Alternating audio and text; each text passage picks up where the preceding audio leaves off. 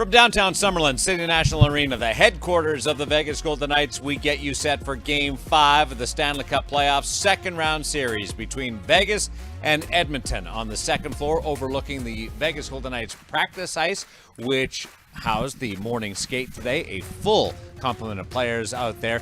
I'm Darren Millard along with VGK play-by-play voice on the television side, Dave Gosher. This is going to be exciting. Game number 5. Looking forward to all kinds of elements that coming into place. A changing of the lineup for the Vegas Golden Knights in a series that's gone back and forth. Yeah, it's funny, Mallard.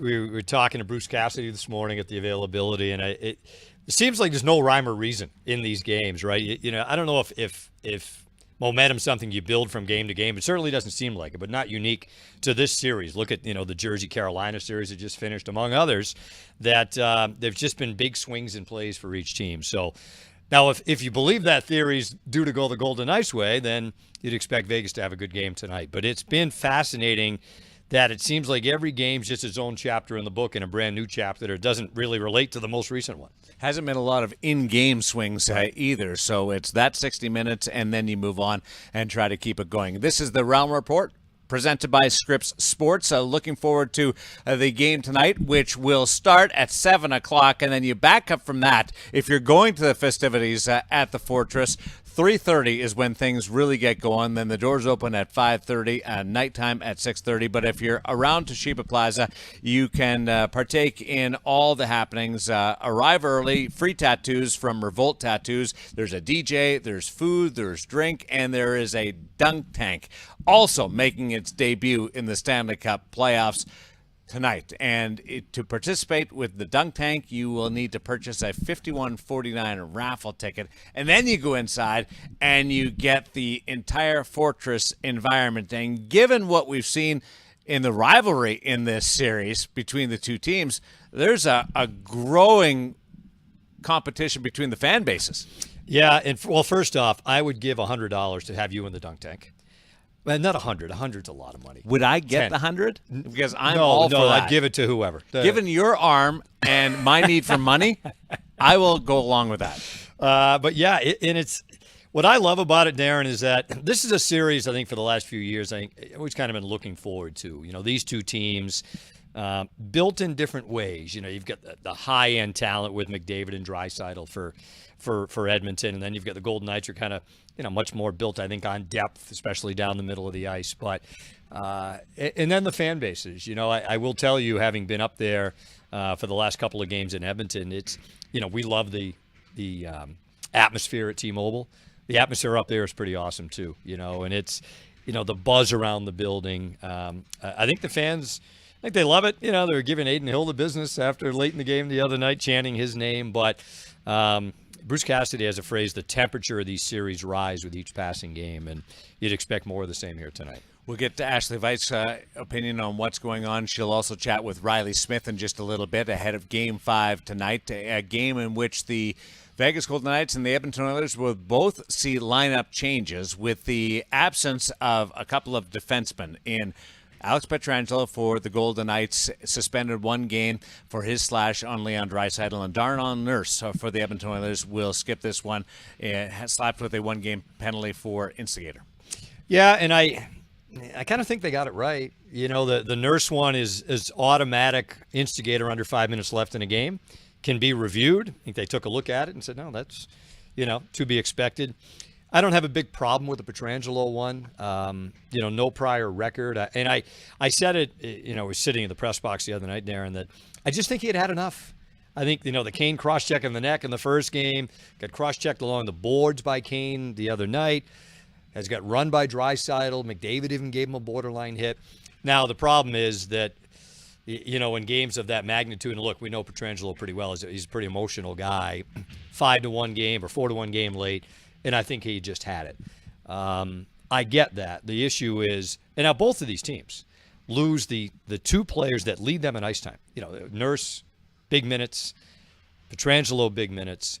it's all been about how do you adjust from game to game. Well, now you're going to have to adjust both these teams without the guys that play the most for them. Yeah, before you can really look at game number 5, Dave, you have to go back to what happened in Edmonton. It's been nasty, personal, mean. It's dipped a toe into the ugly end of the water when it comes to a playoff series. Another guy that's been targeted has been Mark Stone. He took the cross-check several times during these playoffs, but certainly that high-profile one in the first period the other night where the Oilers came back and ended up scoring a goal. And afterwards, the captain was measured, but with an intense vibe to it.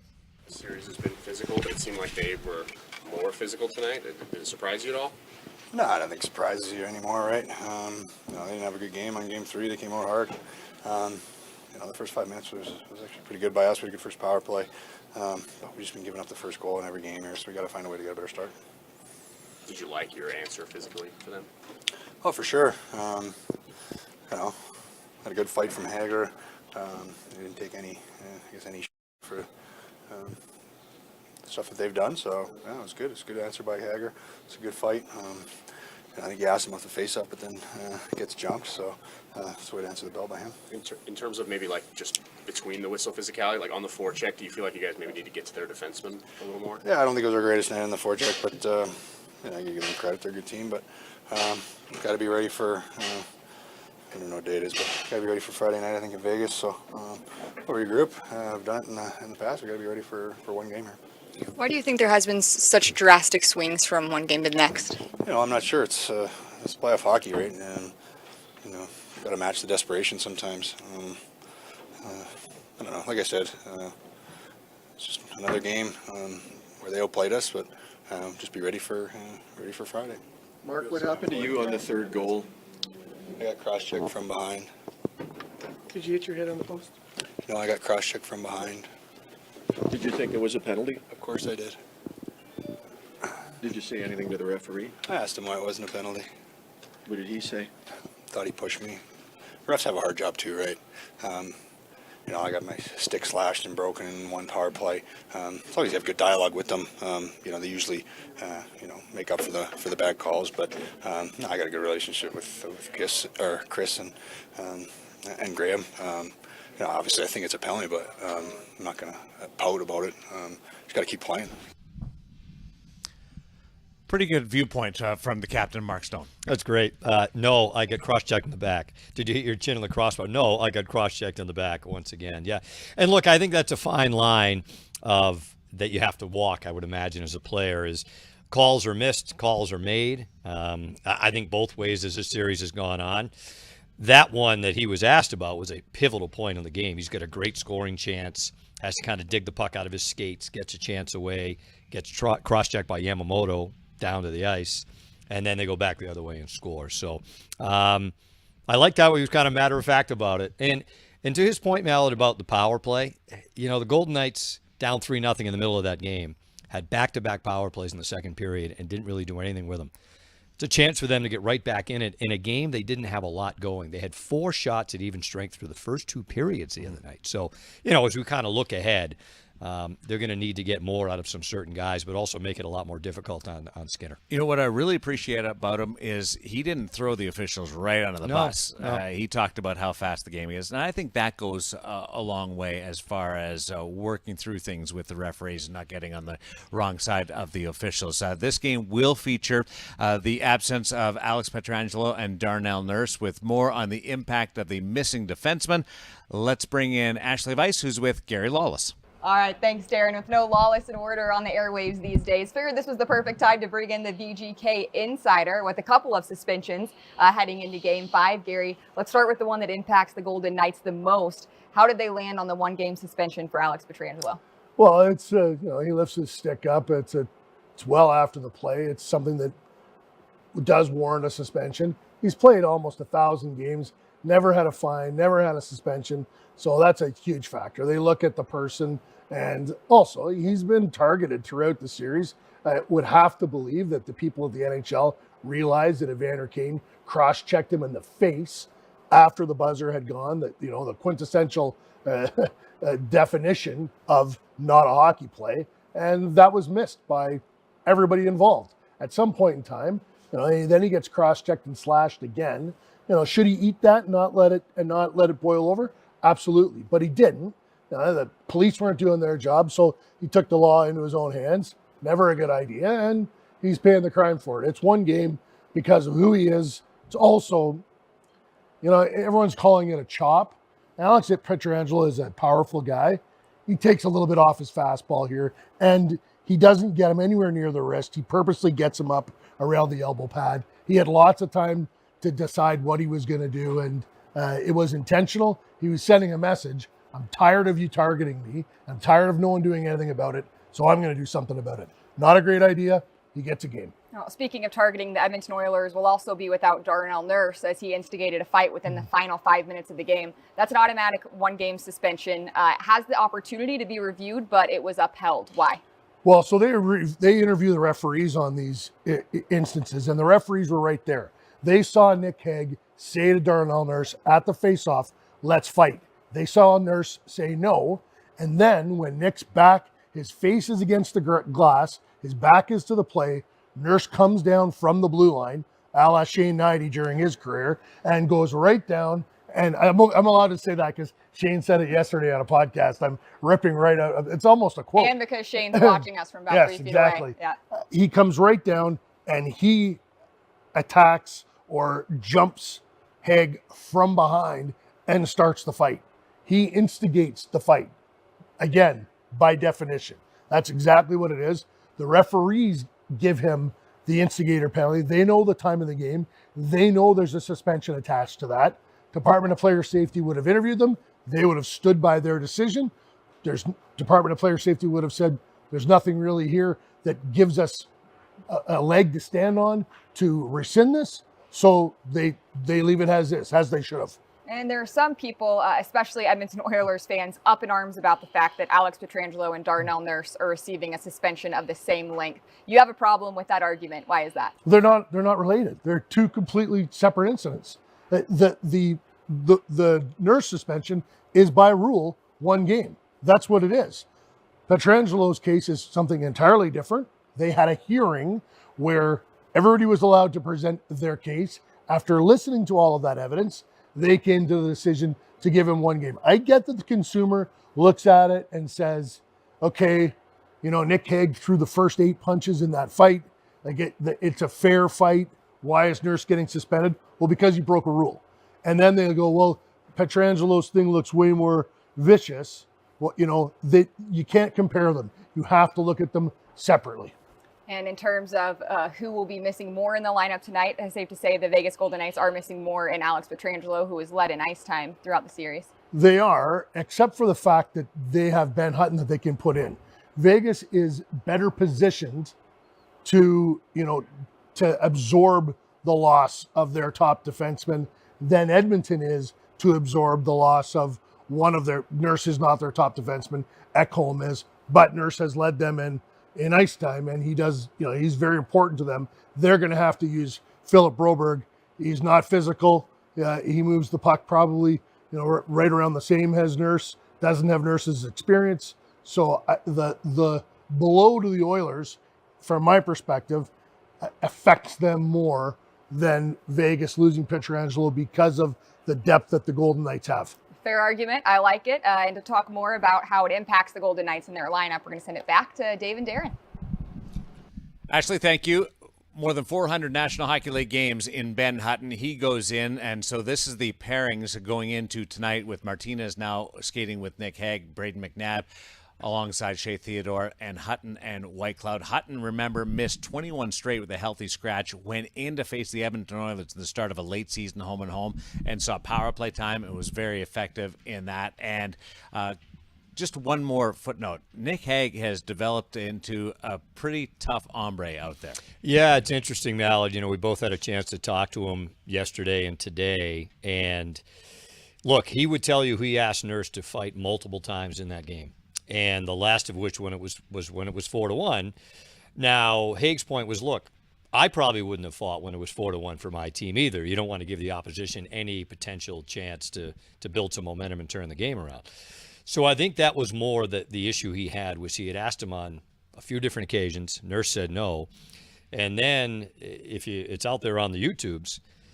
The reason he was bleeding is he took an elbow right in the mouth from Warren Fogle right before all that happened. So Nick was saying this morning, he said it all happened so quick. He didn't know if Nurse had kind of jumped him from behind and popped him. Was that the reason he started bleeding? And then he tried to get your having never done this, I've gotten 2 fights in my existence, Mal, none of them on the ice. You try to get your bearings as quick as you can. And, he was telling us that he knocked his own helmet off. He missed with an uppercut, knocked his own helmet. Yeah. Big uppercut. So anyway, just to kind of make that point, that I think he felt he tried to do it, i.e. the right way, head-to-head, and was declined on a few different occasions. He's got a new partner tonight. Up front, there's a couple of combinations that we haven't witnessed in a little bit because even without the lack of a suspension, the Golden Knights are going to change things up with their pairings and their lines when it comes to the forward units. And that will mean the addition of Teddy Bluger up front. He's going to center the fourth line, and Nick Waugh will now slide over and skate with William Karlsson, who missed the skate today. Congratulations on the birth and the arrival of the baby boy. Karlsson, Smith, and Nick Waugh on the third line, and Michael Amadio comes out. So quickly on the Karlsson thing, he's a huge soccer fan. You know the name of the boy? No. Beckham. Oh, that's good. So there you go. Congratulations to he and Emily. Between periods the other night up in Edmonton, I ducked my head in the radio booth because, frankly, I had nothing else to do. And I said, would you change something up here? Because it seemed like they just hadn't, as I mentioned, 4 shots at even strength through 2 periods. Do you put Kessel in? Do you put Bluger in?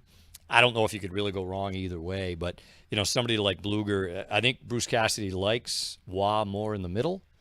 But is this an attempt to try to get more out of Karlsson and Smith? Smith's been quiet in the series so far. Bluger's a veteran guy that's been through some of these tough playoff matchups in his days in Pittsburgh. Now, hasn't played in a month. Hasn't played since the final regular season game in Seattle. But I've got to believe this is with an eye towards we need to start generating more 5-on-5.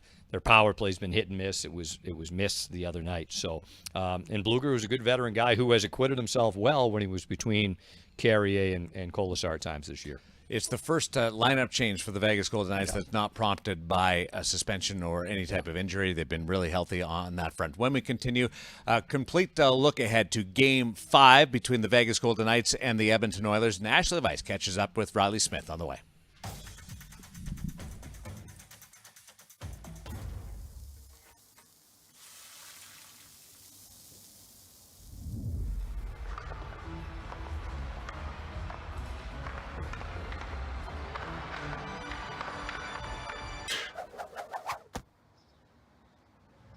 Nice save.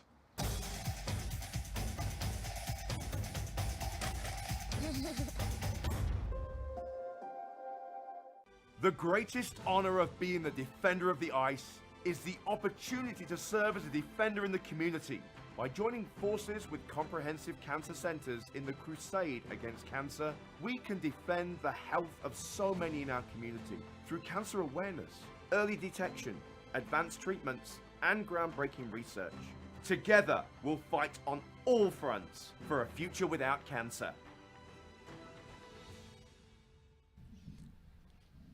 The winner of tonight's Game 5 will move within a victory of advancing to the Western Conference Final. Game 6 scheduled for Mother's Day on Sunday, and we've made it possible to combine these two big events, Game 6 and Mother's Day, with a watch party at the Dollar Loan Center in Henderson. Doors will open an hour before puck drop. Now, we don't know when the game is going to be played. The schedule has not been revealed. That will be dictated by the game tonight, Toronto and Florida, and whether that goes another one. But Games 6 and that watch party, the doors will open an hour before puck drop. We're looking forward to it as we head into game number 5 and this pivotal contest. You were down in the dressing room after the morning skate, Dave. What's the mood? I think it's pretty good, Mallard. I think for a team that has, we kind of talked about this, I think, on K10 earlier in the week.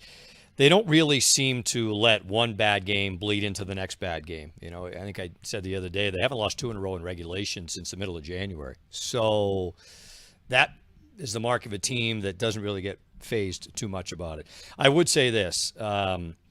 They've given up the first goal in each of the 4 games of the series. Now, in games 1 and games 3, they were able to answer right back quickly with goals to really kind of wrestle the momentum right back. But I do think it's a group that's, they should be confident. Great regular season, team record in points.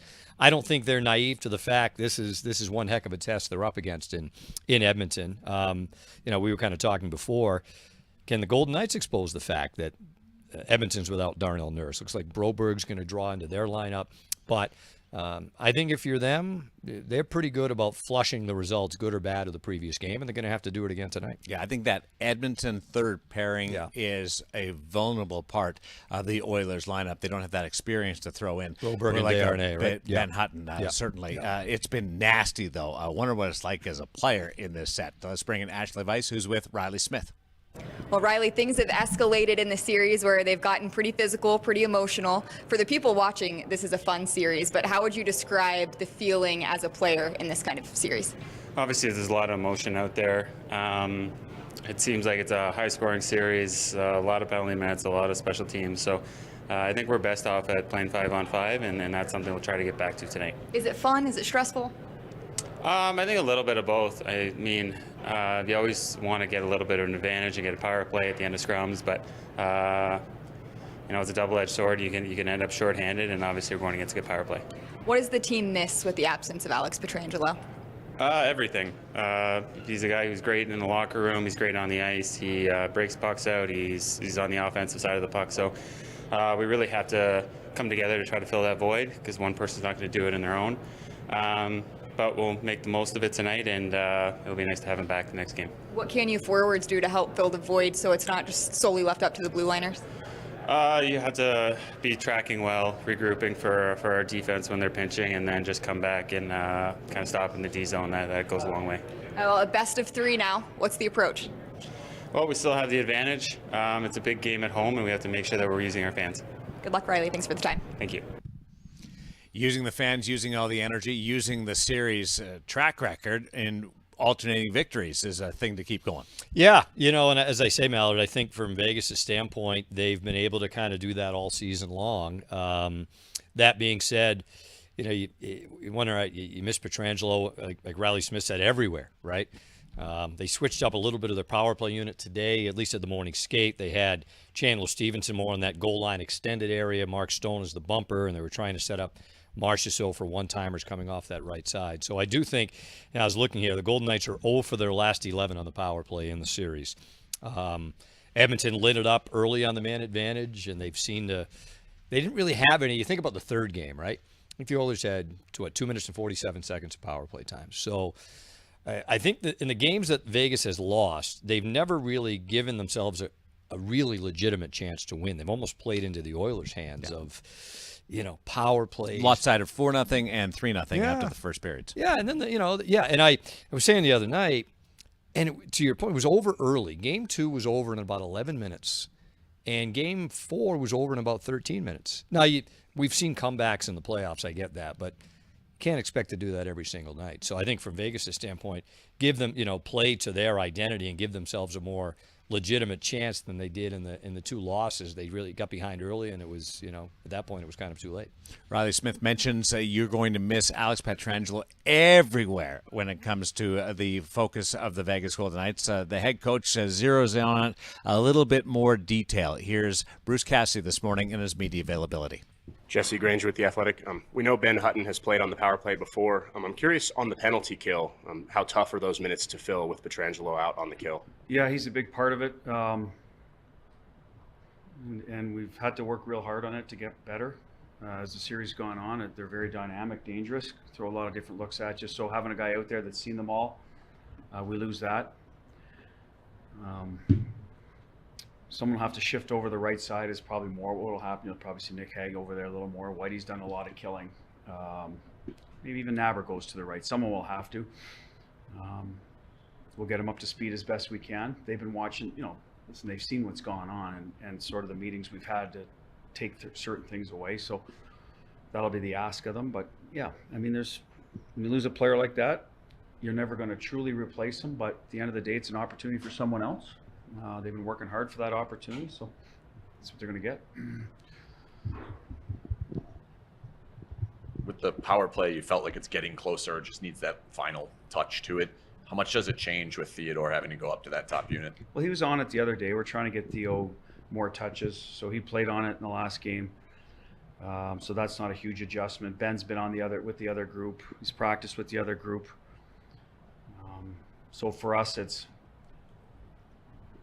getting timely goals in the power play. The other day we didn't get it.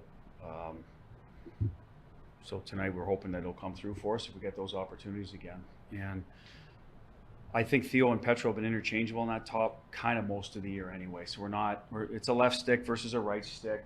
They each have their own attributes, but in general, it shouldn't impede what we're trying to do. If we're executing well and moving the puck, like I said, I thought we did a good job the other night. They had a couple big blocks in front too. Their D, I think it was, whether it was Nurse or Ekholm, they had a couple of good blocks on plays that we did finally find the open man. We didn't get it through. We recovered some pucks. They made a few saves on it. We're off net a couple times. So, like I said, the last play towards the net, we've got to finish.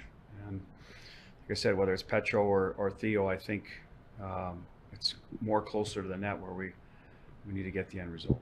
Typically when there's a suspension, that's kind of becomes the talking point, where there's one on each side. Does it kind of lessen the story, I guess?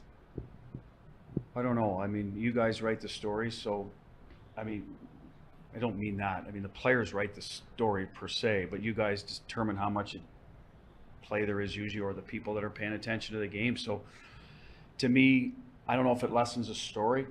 The effect is both teams have lost a big minute defenseman at the same time. That will be the story tonight in game, and see who's able to overcome that better.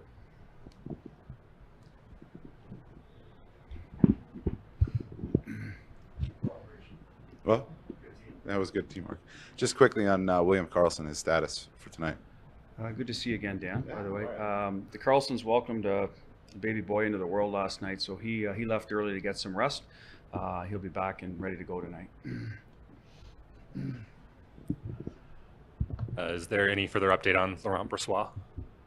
I got nothing for you. Not dressing tonight. Jonathan will be the backup.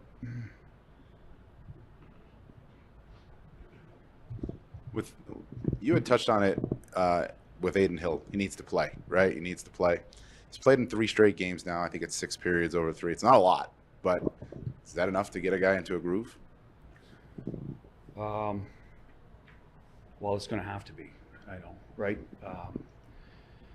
He was good in relief. We were good. We had momentum, so he's going into a good situation. The other night, he's going into a game where this whole series has been about responses, and so we knew they were coming. And is it unfair? I don't know. I mean, he's relishing the opportunity, has earned it throughout the year, got injured late. So I do believe it's a little bit difficult when you haven't played that long, but at the end of the day, that's what's in front of you.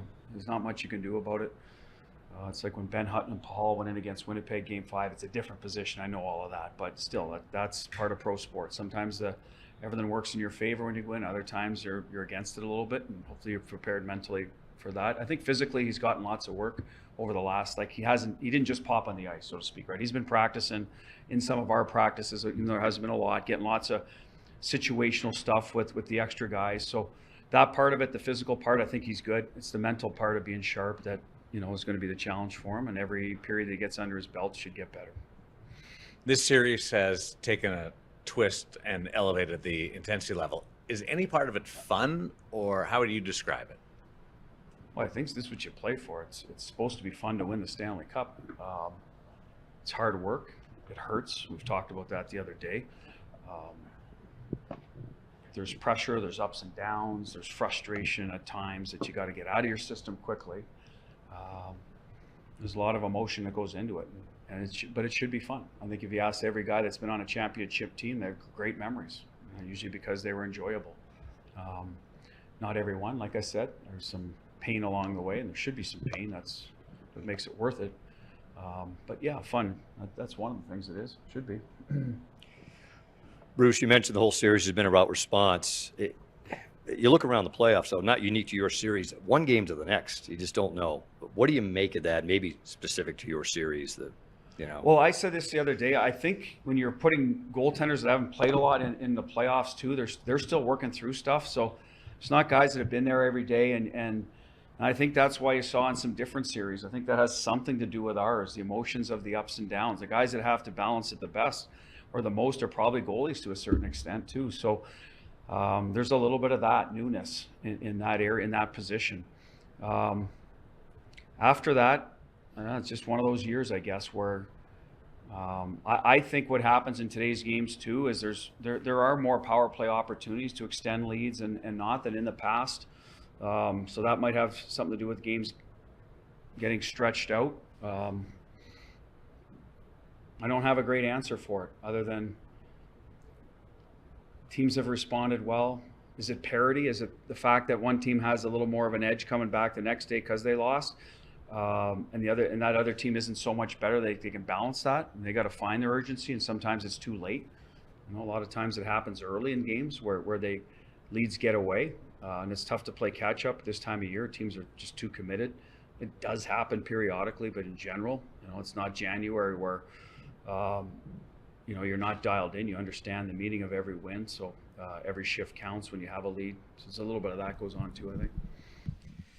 It's interesting. These guys have been through extended runs, and nobody from coaches, managers, players can get a beat on this series. I was thinking, Mallet, if you know what's going to happen, you're a better man than me. If I know what's going to happen, I'm lying. Yeah. If anybody says they know what's going to happen, they're lying. Yeah, and I think it's just the teams that have, Vegas liked a lot of what they did in Game 1. The Oilers didn't like their game at all. Flip it for Game 2, flip it for Game 3, flip it for Game 4. What I would like to see tonight, and I was hoping for this for the fourth game, is when both teams are good at the same time. But that hasn't happened yet, really, in this series. So will it? Don't know. But, from the Golden Knights standpoint, I would say this. They're still in a really good spot. Split the first two here, split the first two there. The Oilers are in a great spot, too. That atmosphere up there, as you know, Mallet, in Edmonton is awesome. I don't want to see the Golden Knights put themselves in a position here where, their season's on the line come Sunday in Edmonton. Take care of business here on home ice. They've been terrific here all year. Great atmosphere in this building, and try to take advantage of that. The great snacks in the press box at T-Mobile Arena? Yeah. Stock up on those as you go through the night. Don't eat them all at once. Just keep a little bag handy, because if we get both teams going at the same time, it could go deep into the night. Yeah. So we haven't been close to overtime yet, but when we get it, it could go long. So have your little M&Ms. Yes. And your little whatever else. I like the new party mix is good. Party mix, I know you enjoy that. Game 5, we got more on that coming up, and plus a call to wear gold. We'll detail it as we continue on the Realm Report, presented by Scripps Sports.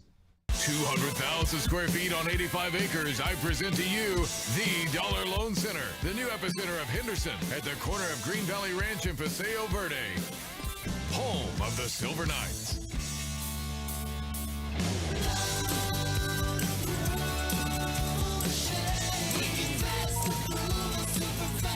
I just love the Dollar Loan Center. Your first loan is free in 2023. Apply online at don'tbebroke.com. Your heating and cooling system goes down, or you find a huge leak. It's time to call Yes Air Conditioning and Plumbing. With more than 50 service trucks to cover the valley, we're always ready to help you 24 hours a day. Our technicians are highly trained to handle any plumbing or HVAC challenges in your home. In fact, they do their job so well, you may never see them again. Visit theyesmancan.com to schedule an appointment today. All kinds of great things happening at Toshiba Plaza tonight in advance of game number 5. And then we'll get game 6. That's a guarantee up in Edmonton. And to watch it, go to the Dollar Loan Center for our great watch party on Sunday. Combine it with Mother's Day. Have a full family outing. Don't know the puck drop time yet on Sunday, but afternoon or evening, fit it into your plan. Make mom have one of those memorable days at the Dollar Loan Center. Look at the great crowd earlier in the Stanley Cup playoffs, and somebody's going to face elimination. The other team's going to have an opportunity to punch their ticket to the third round. And with Game 5 tonight, there's a couple of things fashion-wise. I know you look to me for I know. advice. Take a look at this costume. These are awesome. Like, look at this with the beautiful hair and the sunglasses. Look like $1 million. The player of the game, tribute for the Vegas Golden Knights is the wig and the glasses. This makes you feel like part of the team. So this is available at the Arsenal at City National Arena downstairs. And please, we're asking you, wear gold tonight with all the different looks at Toshiba Plaza and then into the Fortress. Wear gold, stand out, make it shine. It'd be awesome for game number 5. You were there at the Whiteout in Winnipeg. You've witnessed this before, and I think it's fantastic. Yeah, gold would be great. The Elvis tribute's fantastic, but gold would look awesome in that. I don't know if you call it a gold out, a gold something, or gold, whatever you want to call it. Just do that. Mine for gold. Mine for gold. Let's gold. do that. Yeah, perfect. Tickets still available at VegasGoldenKnights.com. Fresh, limited number of tickets have been unveiled, so check that out.